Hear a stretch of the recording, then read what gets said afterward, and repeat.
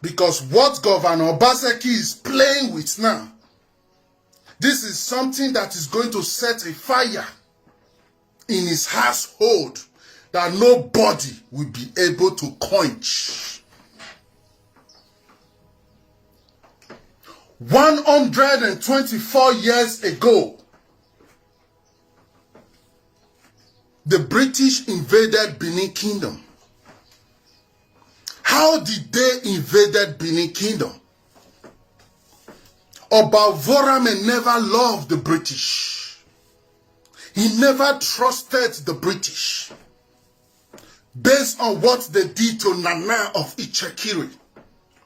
Nana was a governor under the empire of Great Benin. He saw what they did to Nana of Ichekiri, his own governor. How they take him away to Gulf Coast, destroy his kingdom.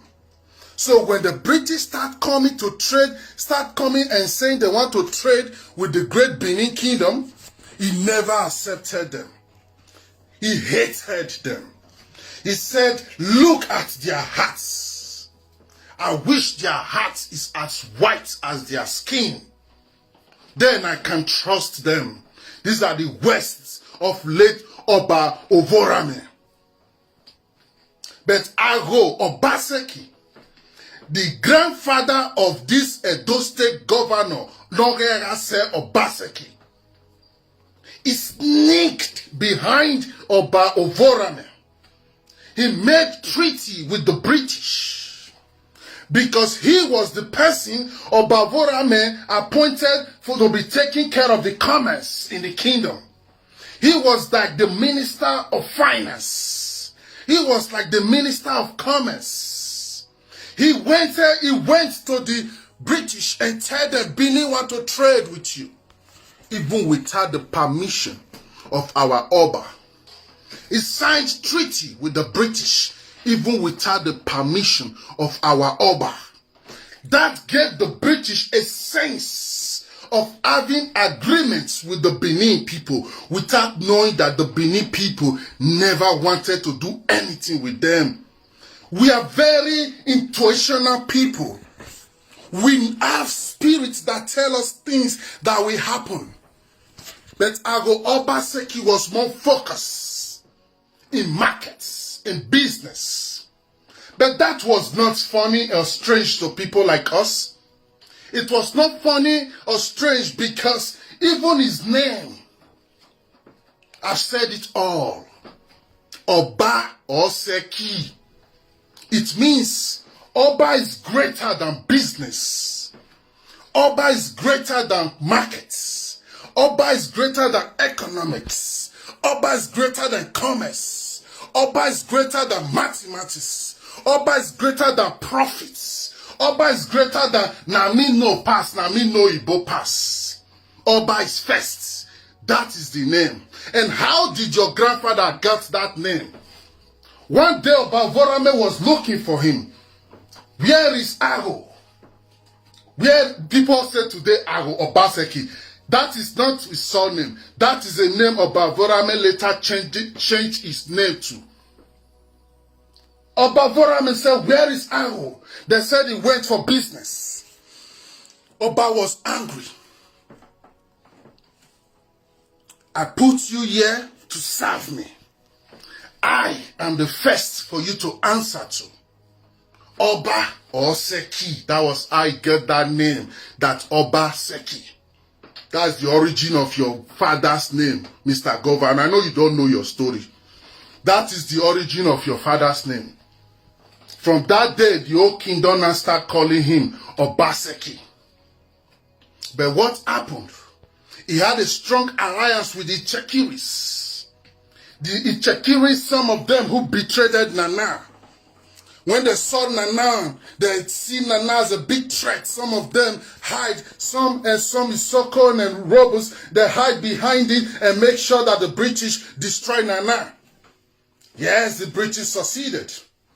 They took Nana of Ichekiri away and sent him to Gold Coast, present-day Ghana, and judged him and put him in jail, while Nana warriors were still fighting. So the Benin Kingdom never wanted to trade with the British. But Obaseki, based on his influence with the Tekiris people, based on his gain and interest, because at that time, Obaseki was as rich as Obavorame, because he was the one controlling the wealth of the king. So he know how to profit. He know business.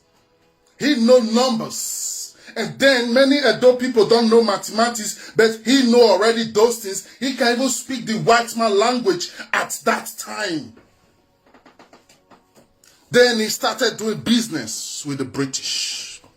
So when our Oba was doing Igwe, the British said they want to come and visit our Oba because they believe that this is our business partner. They believe we have a treaty with this Oba, so we can come and go into this kingdom anytime we like. But little did they know that during our Igwe festival, we don't allow visitors to visit our kingdom. But because they believe they have business treaty signed between Oba and the Queen, so they took it as their rights to come in. That was what offended the great Benin warriors. They cut off the head of these invaders. It was a massacre because they disrespected our tradition. They disrespected our culture. Some of the British was free and they ran away. They ran back and report to their queen that the great Benin warriors have slaughtered the British soldiers. The queen asked Captain Philip, the great Benin warriors are so powerful they can summon more than 100,000 men in 1 week. How can we fight a powerful warriors like this? Where will the money come from to fight a war like this? They told the queen, don't worry. Great Benin is so rich. Great Benin is so powerful. She have influence. She have gold. She have ivory. She have bronze. She have materials that can sponsor this war. Just give us the go-ahead and let's march to Benin. When the queen saw that she don't have to spend no money in fighting Benin, then she gave the go-ahead. The British consulants, led by Captain Philip and the rest, they carried the largest British Navy troops. They invaded Benin. They launched at Ogoton. From there, they drew a strategic map to invade Benin. While this plan was going on, the Benin no war was coming. The Benin was asking Obaseki, look at your friends want to bring war to us. What can we do now? Even Obaseki was so confused. He thought they were his friends until war starts. Before you know that the British was never his friends. The British just only care about what they want to profit from our land. But your father never know this. He believed they were friends. To cut your story short, the British invaded us successfully. They killed our mother. They killed our babies, our fathers. They slaughtered people with machine guns. They burned down the kingdom. They arrested our Oba and take our Oba and send him to Exile, to Calabar, and judge him and put him in jail. Our Oba, who buried it. The way they did it, it was out of his selfless nature, because our Oba is a spirit. They could not have arrested him. When he saw the pains the Benin people were going through, how they were being slaughtered every day by the British soldiers, how they were being raped every day, that was where he volunteered and called Obaseki and tell Obaseki, go and tell your friends that I want to surrender. I want to come and surrender so I can save my people. I don't want them to keep treating my people like this anymore. Tell them if I surrender, they will lead my people away. Obaseki was the negotiator. What many of those don't know, that process where Bavorame was not around, the British made Obaseki in charge of the land. They make him a kind of a Oba, but we don't recognize him as Oba because only Oba can be Oba. So Obaseki was in charge. He was the one who came to the British and tell them, Ovorame is ready to surrender to you. But he asked for some things. Leave the Benin alone. he will give his life in exchange for the lives of the Benin. And the warriors were angry. No, Evava. No, Evava. We can still be fighting these fights. We can still remain in the forest and be fighting these fights. This is our jungle. They don't know it more than us. We are great warriors. Let's keep on fighting. Oba Benin said, no. I love my people. They are so priceless to me. I cannot be in a hideout and allow these British people, these uncircumcised people, these dead people without a soul, to come into my land now and be raping my people and destroying my land. For this reason, I have to sacrifice myself. That's why Bavorame volunteered and bring out himself. The British army never caught him. He surrendered himself for the sake of the love for his people. And what happened? Instantly the British put shame to his legs. The sentence is generous. Sentenced them to death. They took Oba and put him in a boat and sent him out of his own kingdom and sent him into an exile. They put all the Edos under the administration of Obaseki. Obaseki now become, your father. You now become the middleman between the Benin and the British. He was the one who is smart to the British and the one who is smart to the Edo to keep the balance. Historians can argue his role, but we follow his energy, greed, selfishness, pride. Yes, I said it. That was what your father had. But it did not end there. The British finished fucking us anyhow they went. And what did they do? They start taking all our artifacts, all our ivory, everything that belongs to us. Because this was the reason they started the war. They never started the war because they just want to fight. They started it because we had something they needed. Because what you don't know is those Benin artifacts, the time they were made, Europeans don't even know what is acts. So for them, Benin artifacts changed the perspective of how people view the black race. Because they thought every black people was a monkey. Until they start seeing our magnificent artwork. They start seeing how smart and intelligent we are. How vast we are in calculation and mathematics. How vast we are in literature. They start seeing these things. They know that these people are master masons. Look at their building structure. Their city is perfect. Their landscape is perfect. This blow their mind and make the whole Europe change how they view West Africans. Before the invasion of Benin Kingdom, they were looking at West Africans as animals. The only people they were respecting was the Kemites, the Timbuktu, the Malian.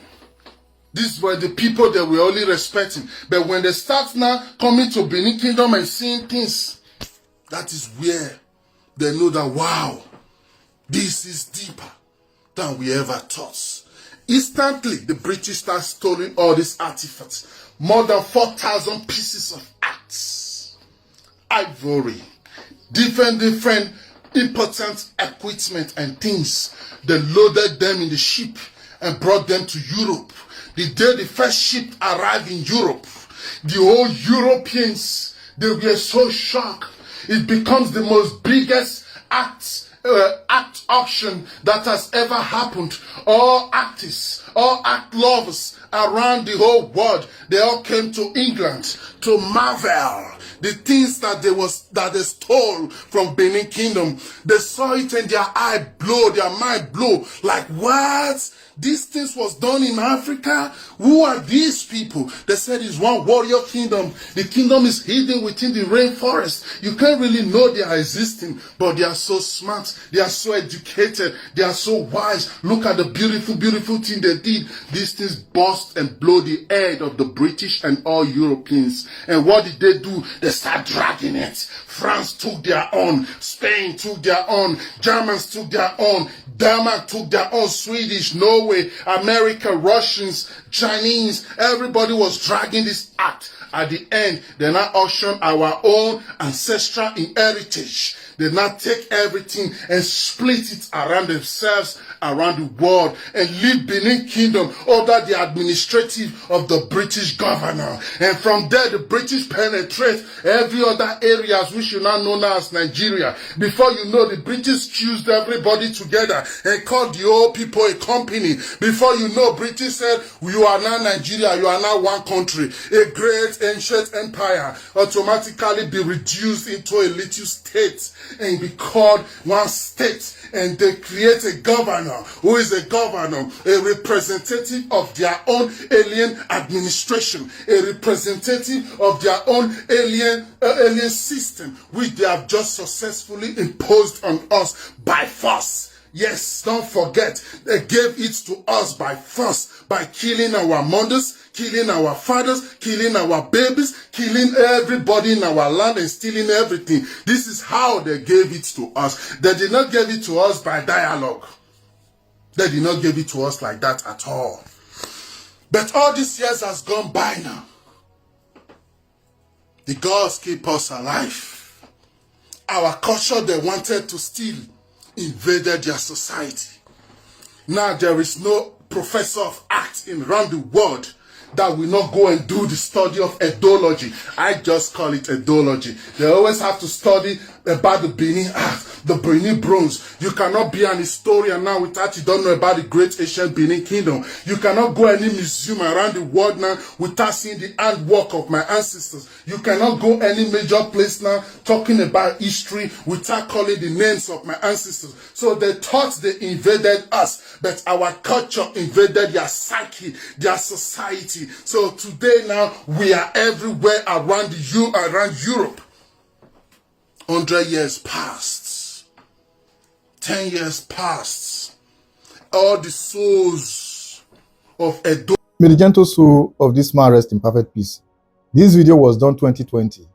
I call him the man that saw tomorrow. These are some of the hidden truths that the same Obaseki want to erase and replace it with his own selfish interest kind of history. Sometimes it beats my imagination hollow that some typical Benin men, educated men out there who know the history, who know the story, will succumb to the whitewashed story Obaseki was given in London.